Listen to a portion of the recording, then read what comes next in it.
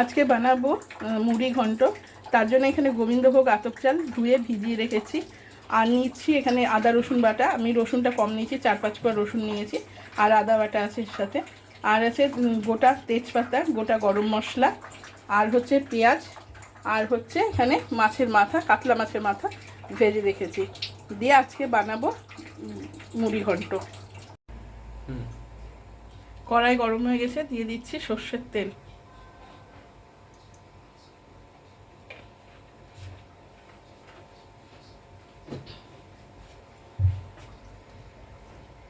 এবার এর মধ্যে দিয়ে দেব গোটা গরম মশলা আর হচ্ছে তেজপাতা।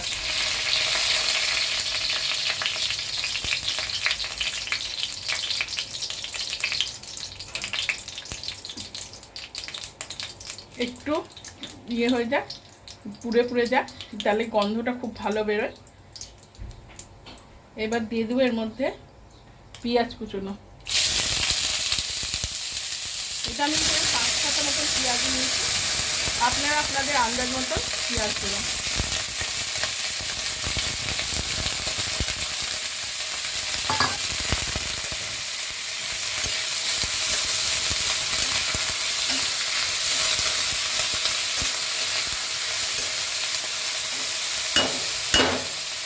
এবার পেঁয়াজটা ভাজা ভাজা হোক।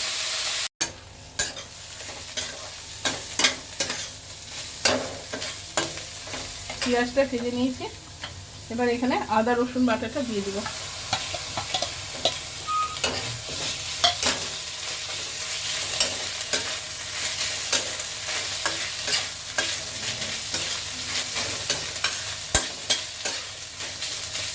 একটু ভাজা ভাজা হোক, তারপরে বাকি মশলাগুলো দেবো। এবার এর মধ্যে দিয়ে দেবো হলুদ,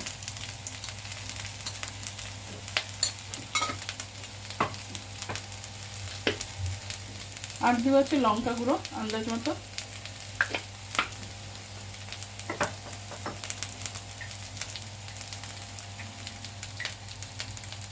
আর দেবো লবণ।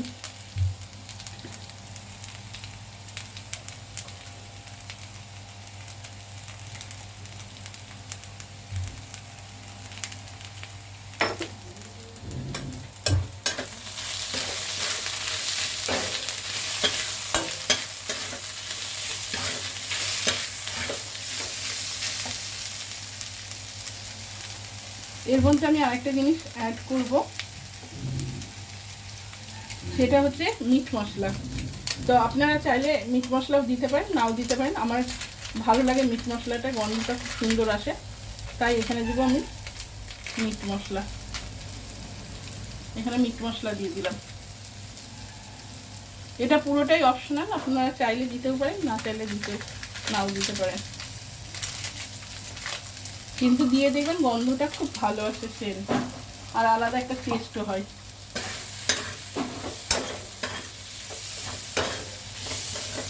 এবার আমি এর মধ্যে দিয়ে দেবো ভিজিয়ে রাখা চালটা, ধুয়ে জল ধুয়ে রাখা।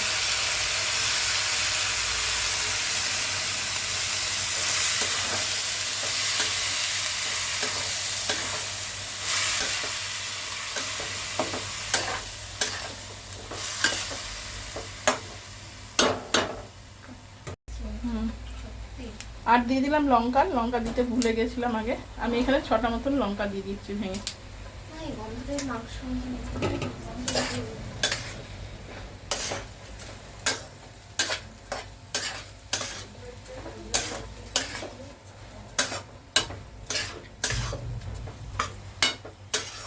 এবার এটাকে একটু কষিয়ে নিব।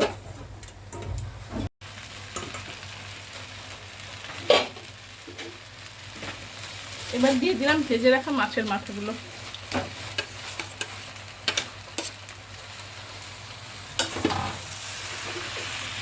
একটু ভেঙে দিব।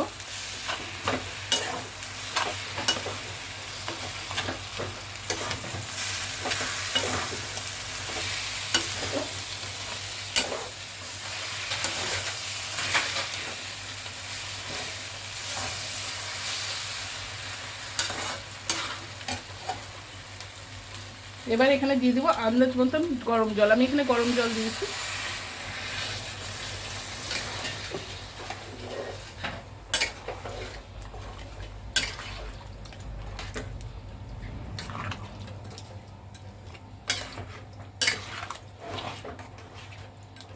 আর একটু জল লাগবে, আপনি আর একটু জল দেব।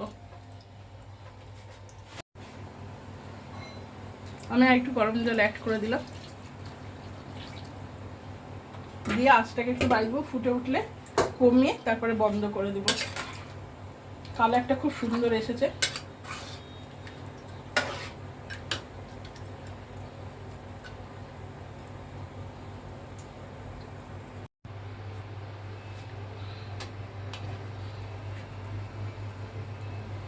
হয়ে গেছে এটা।